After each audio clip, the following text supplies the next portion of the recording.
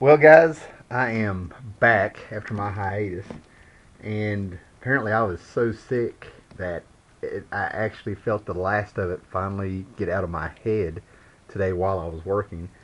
And I had a package to mail today, but it was best to get home because we've been hit with, a freak sleet storm, snowstorm. And you can see the snow in the roads out there and other things are completely covered in ice. And this all started hitting. It was kind of like little chunks of ice around noon today, and then in the last hour, all this hit, and it's just getting worse and worse. So I got my butt home, decided to shoot a video. That's right,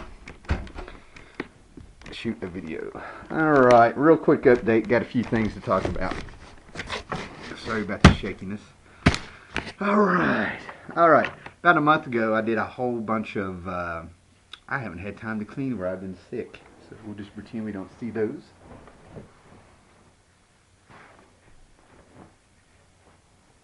Anyway, anyway, mailed off a whole bunch of I think I came to like, I don't know, 9 to 12 auctions that I had to mail off of eBay and stuff, and I started getting a little nervous and stuff because I didn't get feedback for one or two of the boxes. So I started wondering. Well, anyway, they sent one back. I mailed it out and did tracking on it and stuff. And where I've been sick, I just did not keep up with it. I mean, I was out of it. And they sent it back, and I sent it in like a practically brand new box. And what had happened, without showing the person's address, this is the back of it stuff. I had it all taped up and everything like that. And for some reason, there's a lot of writing on the other side of this, and they actually had, for some reason, cut half the address. It took off the state, it took off half the zip code, and half the street address, and the last couple of letters of the guy's name. And he got a hold of me. I came home and I found this stuffed into my mailbox. I mean, look at this. This is what happens with some of your stuff in the postal system. This was a brand new box. Can you see this? See how beat up that is? The comics inside are fine. I was real concerned about, looks like, it's all beat up and stuff. Just to give you an idea of how new it was, these are the flaps on the inside. The whole box looked like that. It was all nice and flat and stuff. So I'm going to be remailing that. I've got it ready to go today, but the ice storm, it was just safer to get home today. So, if you're watching, your Green Lantern books will be mailed out tomorrow, and I apologize. I don't know what happened. And here's the little sticker where they said it was insufficient address on why the box was sent back. So, I sent him a letter, and he was like, no problem, and verified his address for me and everything. So, unreal. So I came home today, and the thing's thawed out now, and you saw the ice storm out there. They took a package and stuck it in my mailbox, and it's thawing out now. But this was completely still dripping water. This end was completely soaked in ice. You can kind of see where it's thawing out, and you see the water damage that came up. So this is an eBay package that I'm going to go ahead and try to open now and check to see if the books are alright. Now what's cool about this auction that I won, is back in the 90s, it seems like I did a podcast while I was sick or something. Somebody asked me about Jim Lee doing the Fantastic Four back in the 90s. Basically what happened was DC decided to get rid of a bunch of their heroes and have them reborn with Wildstorm Studios and whatever Rob Liefeld studios were back then. It may have been Extreme. He had a couple studios during the 90s. Oh no, wait a minute. Well, it looks like I'm going to have to contact the seller because I won this auction probably 2 days ago. When did I do this? This is even better. This is a surprise to me. This unboxing is great. April 1st. I won this auction on April 1st. And I still haven't got books that I won last week from a seller. So I'm going to have to contact him. But this is even better. So anyway, this auction, these are two, 3 auctions. And I would have won one more.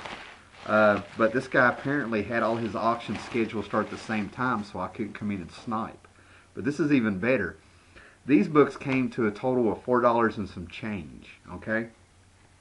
Hell, his auction started at 99 cents, And I was trying to get a couple more auctions off of him, but I couldn't bid on everything. Everybody started sniping him, and all his auctions were doing this ending at the same time. So this is good because this is from San Francisco, and this other box that I have to return goes to San Francisco. So I might be able to I'll figure out how he did the postage.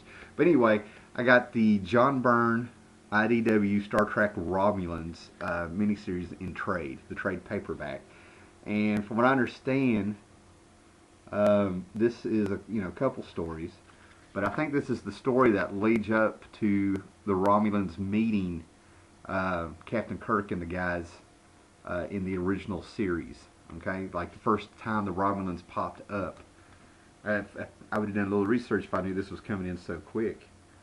It's just a good little Star Trek story that ties into the original series, which was cool.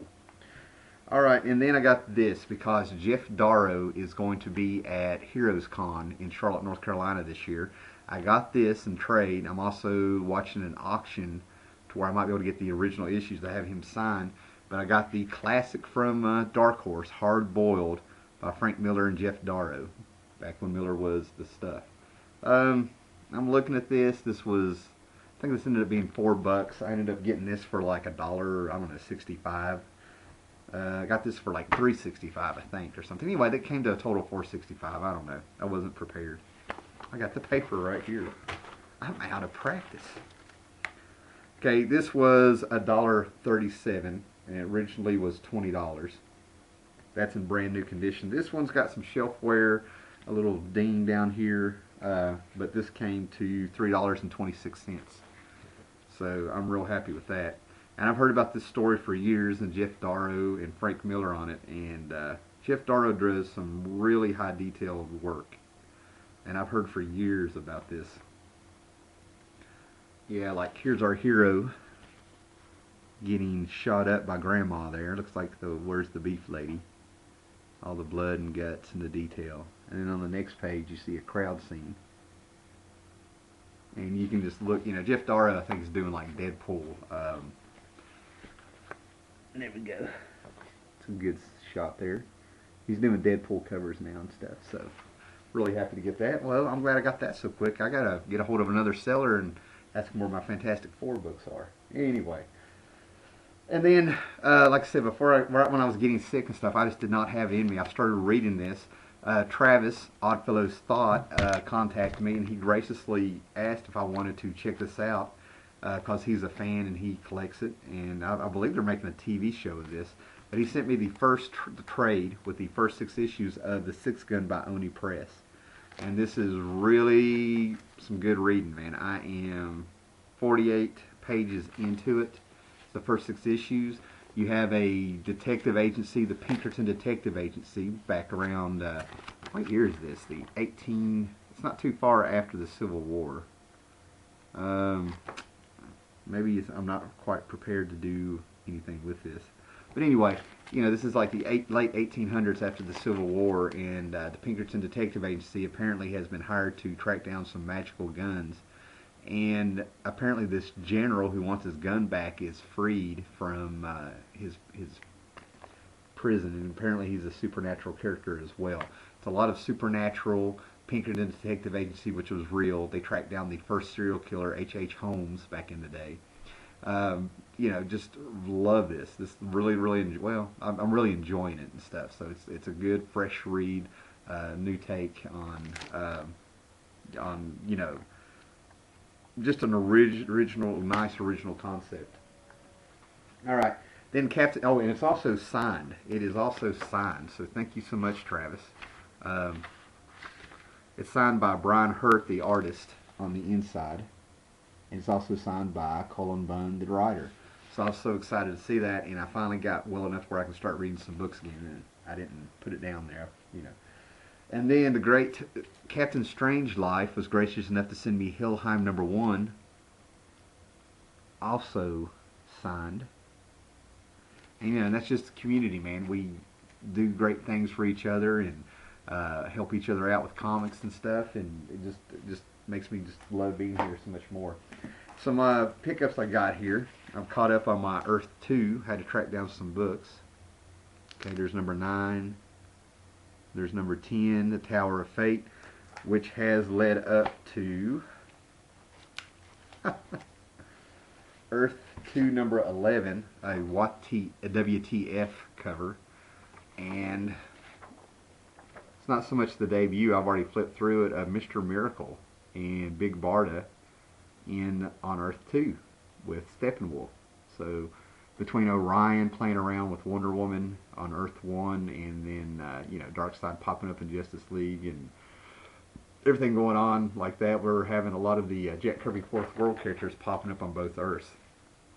And Nicola Scott she's just fabulous. I love the costume redesigns for these Earth 2 characters, because I'm a big Justice Society fan, All-Star Squadron fan, the Roy Thomas Earth 2 stuff, the 70s Earth 2 stuff.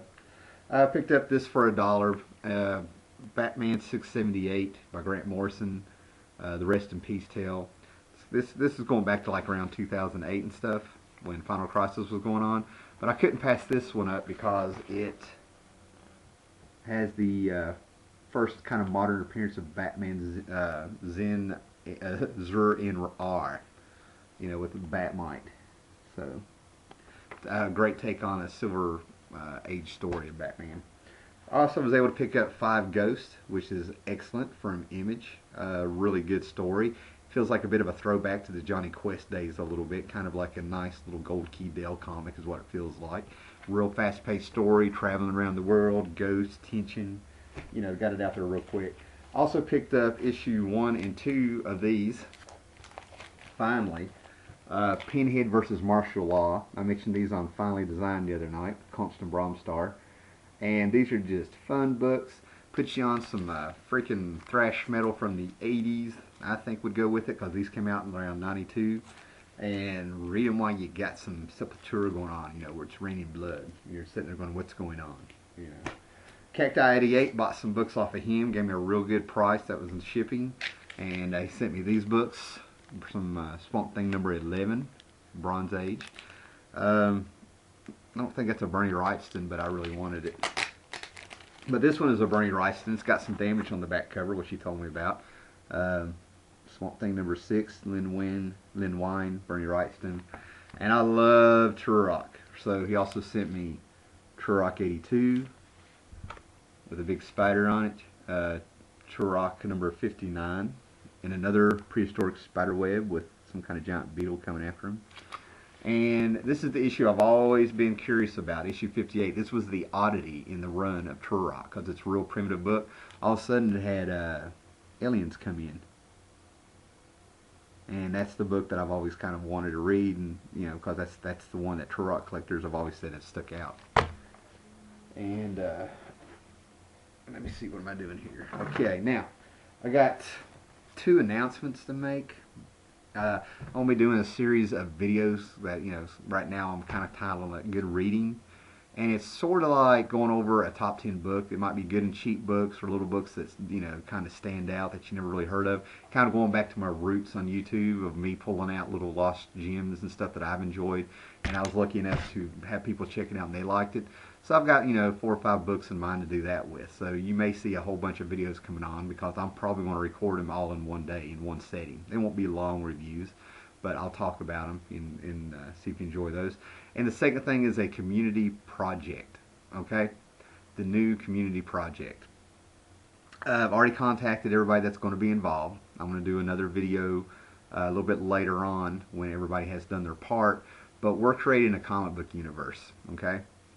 And what it is that I'm really down on Marvel and DC now, and I don't like being negative. I mean, if a book sucks, it sucks, but I don't like being negative overall. And, this critic mentioned to me on one of the podcasts that I've done that there's more out there than Marvel and DC, and by all means, he's absolutely right. So what I'm doing is I'm doing an experiment that everybody has graciously decided to pull in here and do, of creating a comic book universe of our own, just as an experiment in creativity, and I think some cool stuff's going to come out of it. So I'm still waiting on one person to say yay or nay. One person has already got a ton of stuff sent to me. I've talked to everybody that's involved on it, and they're all hyped. But what we're doing is that none of us are allowed to talk to each other about the project. Everybody's coming up with their own comic that they're doing. Okay, I think there's about 8 of us doing it. And everybody's going to create their own comic. I sent them a questionnaire to flesh out their characters. They're required to send me a picture of the hero, a picture of the villain. Then they do this questionnaire about fleshing out the character, like a writing tool. What is the character thinking now? When he looks at his feet, what does he see? Little things that kind of get you in the mind of the character. And then they're all going to email me the information, and pictures and stuff. And I'm going to take a couple days to read all over it. I'm going to connect everybody's books like this is one universe. But everybody's doing their own thing. Nobody knows what the other person is doing. So if you're looking for a video where I go into that a little bit more, and this thing has already gotten started, and I said I wanted it done in less than 2 weeks. The first community project we did was the Comic Jam cover, and I have a playlist for that where we mailed out a sketch cover comic pretty much around the world, and a bunch of people who volunteered to do it had drawn a character on there. And that was wonderful, and that was great, a great community project, but that took forever. So this one's going to be a little bit quicker. So keep an eye out for that. Alright guys, ran a little bit long here. It's good to be back. I hope I don't bombard you with videos if I get rolling. Maybe I will, maybe I won't. But thanks a lot guys. Good to be back.